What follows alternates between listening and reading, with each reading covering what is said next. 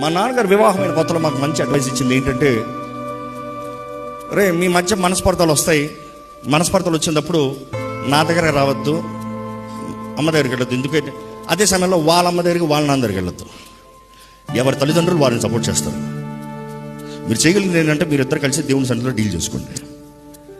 If you involve with third person, it is a destruction in your marriage. Because the truth, your father and mother loves you.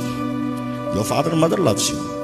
They may say we love you both, but then కన్న ప్రేమ అది వేరు, పెంచిన ప్రేమ ఇన్ని సంవత్సరాలు అది వేరు, నీ కొరకు సమస్తం త్యాగం చేసిన ప్రేమ అది వేరు. When it comes to the defense mode, mother's love will pierce through. But then when something goes wrong, misunderstandings అనేవి వస్తాయి. నేను ముందే చెప్తున్నా, whatever it is, you deal it with yourself. The day you bring a third person, your marriage is done. Nobody can build it.